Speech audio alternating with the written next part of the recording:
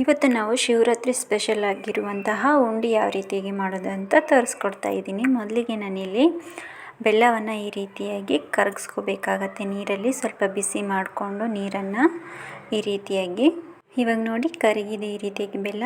ಇವಾಗ ಒಂದು ಮಿಕ್ಸಿ ಜಾರಿಗೆ ಸ್ವಲ್ಪ ಶೇಂಗಾ ಮತ್ತು ಹುರಿದಿರುವಂತಹ ಎಳ್ಳು ಸೇರಿಸ್ಕೋಬೇಕಾಗತ್ತೆ. ಹಾಗೆ ಸ್ವಲ್ಪ ತುರಿದಿರುವಂತಹ ಕೊಬ್ಬರಿಯನ್ನು ಕೂಡ ಇದಕ್ಕೆ ಸೇರಿಸ್ಕೋಬೇಕಾಗತ್ತೆ. ಸೇರಿಸ್ಕೊಂಡು ಒಂದು 5 ಆಗುವಷ್ಟು ಏಲಕ್ಕಿಯನ್ನು ಕೂಡ ಇದಕ್ಕೆ ಸೇರಿಸ್ಕೊಳ್ತಾ ಇದ್ದೀನಿ. ಸೇರಿಸ್ಕೊಂಡು ಇದನ್ನು ಮಿಕ್ಸಿ ಮಾಡಿ ತೊಗೊಂಡಿದ್ದೀನಿ. ಈ ರೀತಿಯಾಗಿ ಆಗಿದೆ.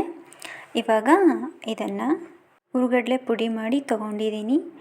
ಅದನ್ನು ಇದಕ್ಕೆ ಸೇರಿಸ್ಕೋಬೇಕಾಗತ್ತೆ. ಕೈನಿಂದನೇ ಈ ರೀತಿಯಾಗಿ ಚೆನ್ನಾಗಿ ಕಲಿಸ್ಕೋಬೇಕಾಗತ್ತೆ.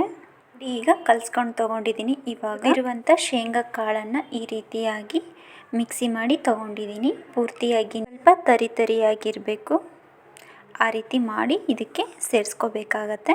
ಇವಾಗ ನೋಡಿ ಅದನ್ನು ಕೂಡ ಈ ರೀತಿ ಕೈಲಿದ್ದಾನೆ ಚೆನ್ನಾಗಿ ಕಲಿಸ್ಕೋಬೇಕಾಗತ್ತೆ. ಬೆಲ್ಲದ ನೀರನ್ನು ಕೂಡ ಇದಕ್ಕೆ ಸೇರಿಸ್ಕೋಬೇಕಾಗತ್ತೆ.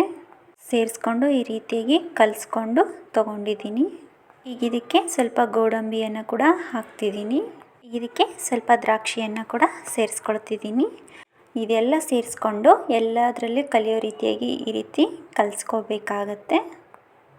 ಈಗ ಇದಕ್ಕೆ ಒಂದು ಸ್ವಲ್ಪ ತುರಿದಿರುವಂತಹ ಕೊಬ್ಬರಿಯನ್ನು ಕೂಡ ಸೇರಿಸ್ಕೊಳ್ತಿದ್ದೀನಿ. ಹುರಿದಿರುವಂತಹ ಎಳ್ಳನ್ನು ಕೂಡ ಹಾಕ್ತಿದ್ದೀನಿ.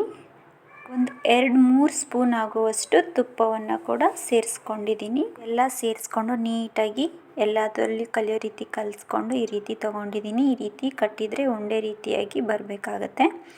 ಇವಾಗ ನೋಡಿ ಒಂದು ಸ್ವಲ್ಪ ಹಿಟ್ಟನ್ನು ತಗೊಂಡು ಈ ರೀತಿಯಾಗಿ ಉಂಡೆಯನ್ನು ಕಟ್ಟಬೇಕಾಗತ್ತೆ. ನೋಡಿ ಈ ರೀತಿಯಾಗಿ ಆಗಿದೆ ಉಂಡೆ. ಹಾಗೆ ಎಲ್ಲದನ್ನು ಈ ರೀತಿಯಾಗಿ ಕಟ್ಟಬೇಕಾಗತ್ತೆ. ಇವಾಗ ನೋಡಿ ಶಿವರಾತ್ರಿ ಸ್ಪೆಷಲ್ ಉಂಡೆ ರೆಡಿ ಆಗಿದೆ. ಈ ರೆಸಿಪಿ ಯಾರಿಗೆಲ್ಲ ಇಷ್ಟ ಆಗಿದೆ ಅಂತ ಹೇಳಿ ಕಮೆಂಟ್ ಬಾಕ್ಸಲ್ಲಿ ಕಮೆಂಟ್ ಮಾಡಿ. ಈ ರೆಸಿಪಿ ಇಷ್ಟ ಆದರೆ ಲೈಕ್ ಮಾಡಿ, ಫ್ಯಾಮಿಲಿ ಫ್ರೆಂಡ್ಸಿಗೆ ಶೇರ್ ಮಾಡಿ, ಸಬ್ಸ್ಕ್ರೈಬ್ ಮಾಡಿಕೊಂಡು ನನ್ನ ವಿಡಿಯೋ ಪೂರ್ತಿಯಾಗಿ ನೋಡಿ. ನೆಕ್ಸ್ಟ್ ರೆಸಿಪಿಯಲ್ಲಿ ಸಿಗ್ತೀನಿ.